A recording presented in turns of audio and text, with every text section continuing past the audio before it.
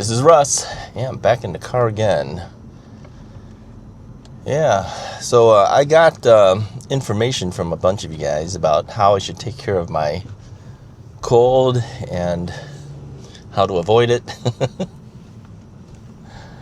And let's talk about that first, and I'll tell you some other stuff that's pretty interesting. So first off, several people asked me if I was taking vitamin D. Yeah, I'm taking vitamin D. Taking vitamin D. Try to avoid the cold that way. Yeah, I've been taking that. I don't know if it's helping any, but I am taking it.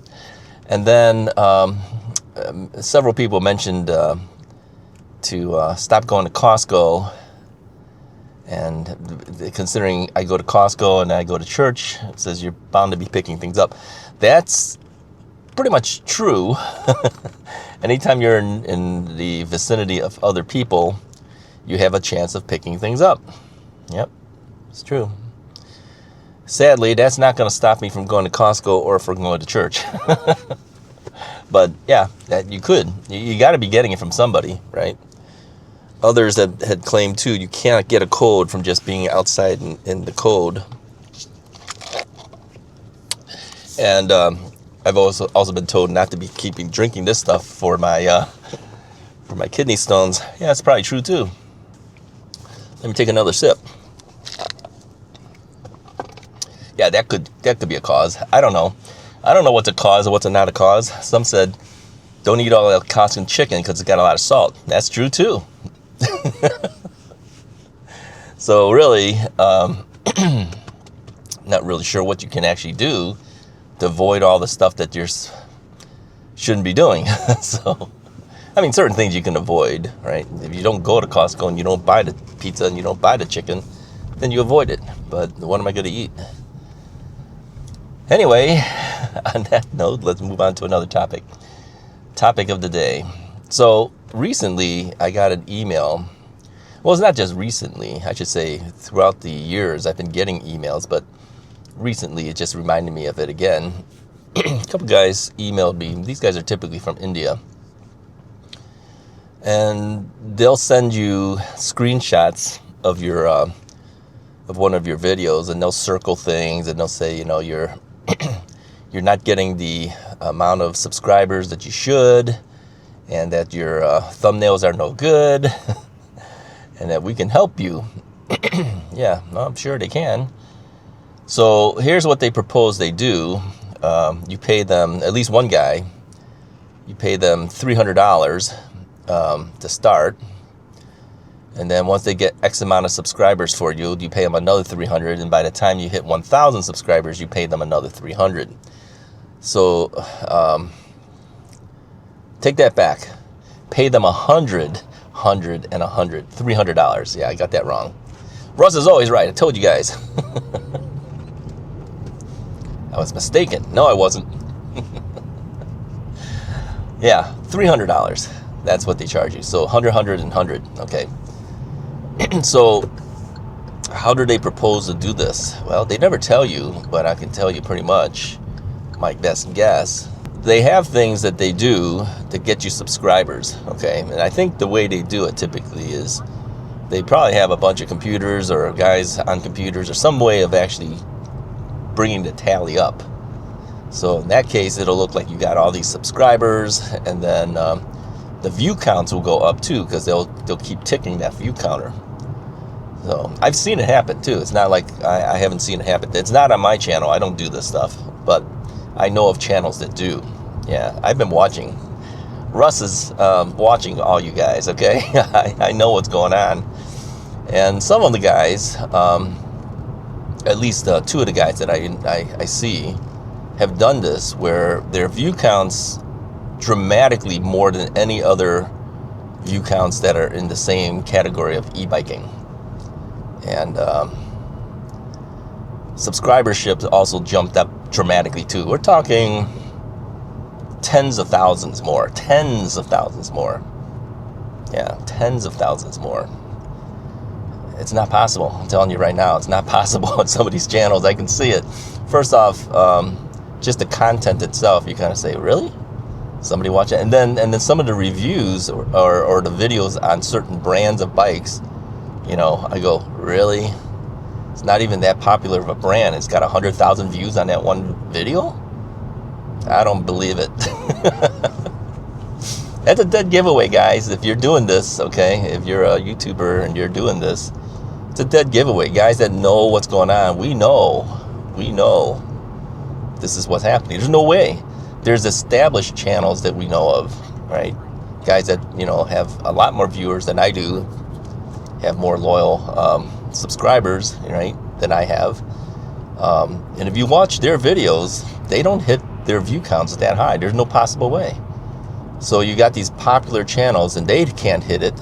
What's the chances of a guy who's just coming in outdoing them with 100,000 views on a brand that isn't even that popular? Yeah, if you're gonna cheat, okay, at least make it look like like it's possible. It's not even possible.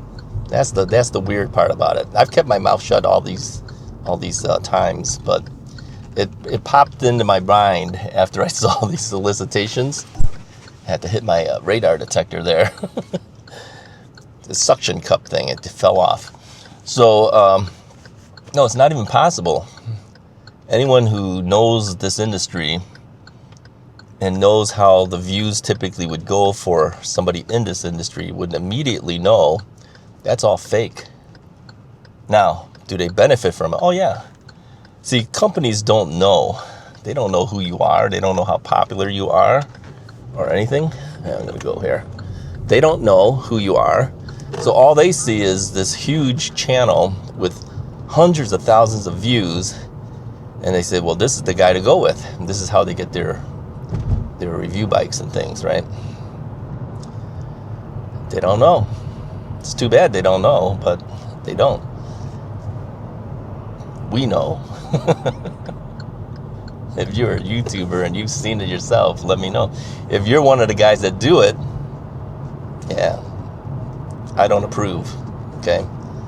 So, will I do it? No, I don't do stuff like that. You already know. Russ is not your typical YouTuber. No, I don't do it for the counts. I want people to watch me because they want to watch me. I don't pay for subscriber counts. I don't pay for views. I mean, to me, you should be making it on your own, not with the help of some type of bot or something like that brings up the counts higher. Not good.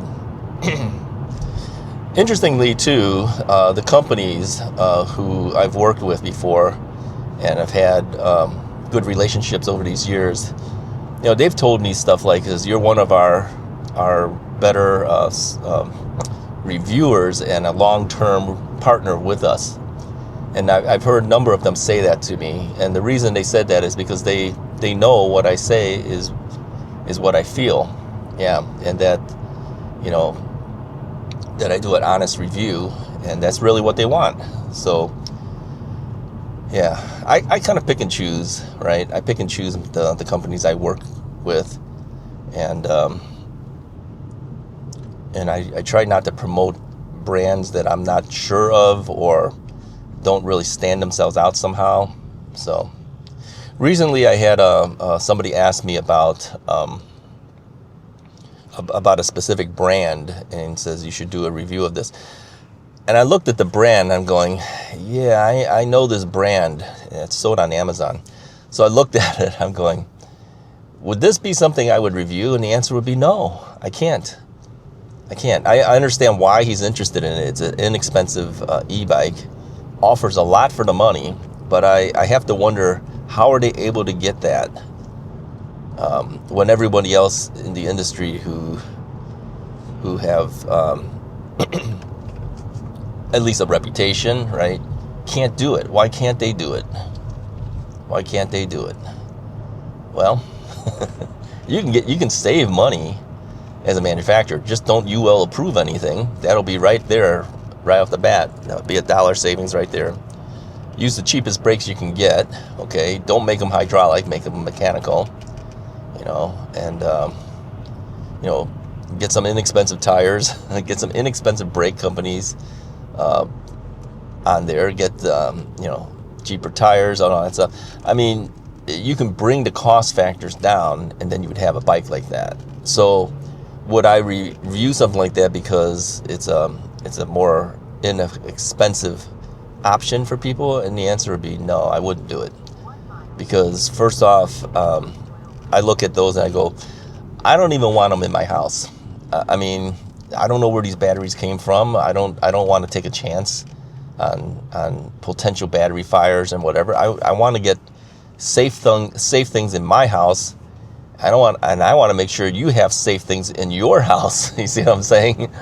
So yeah, the answer would be no, I can't do it. You know, without coming right out and saying, you know, it's not a brand that I would trust or anything like that. I'm just saying, I don't know anything about it, and if I don't know anything about it, I can't trust it bringing it in myself.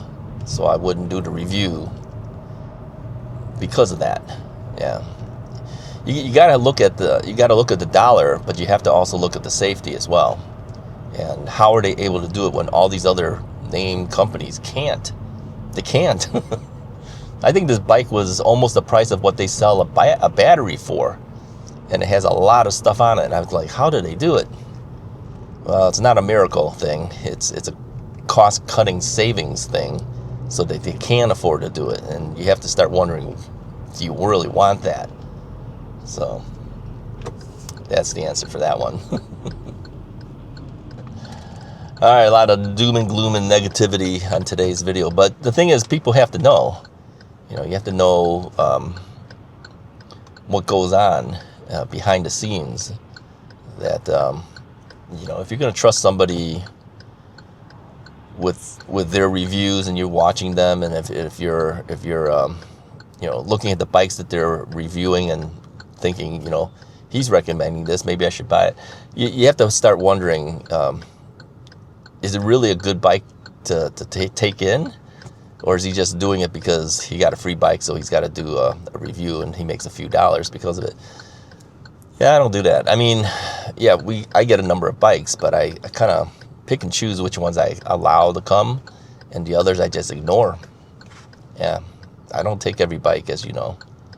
So, and the same thing will happen with my videos. I won't artificially color it with fake view counts and, you know, fake subscribership counts. It's not the way to do it. It's not the honest way to do it. It's not the legitimate way to do it. I'm not going to do that. Yeah. But I will say, the guys who make good-looking thumbnails, that might be worth it. Yeah. They charge you to make a thumbnail. That's fine. I don't have a problem with that. What I have a problem with is the people who cheat to try to get their view counts and subscriber counts higher. That I have a problem with. Yeah. But, you know, if you make a good thumbnail to get people's attention to watch the video, that's perfectly fine. And if you pay someone to do it, that's fine too, as long as you have the money to do it. Russ is cheap, I told you guys. I'm not going to do it. They'd have to do some really good job and bring a lot of viewers because of that thumbnail to make it worth it for me to do it. And I know that if you have a better looking thumbnail, you will get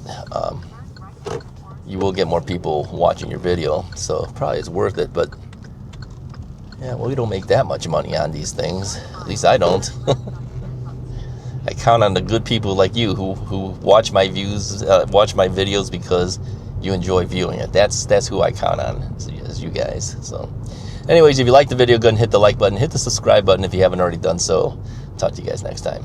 Let me know what you think about all this mess too. Do you trust guys like that? Do you know anybody that does that? I know several. Talk to you guys later.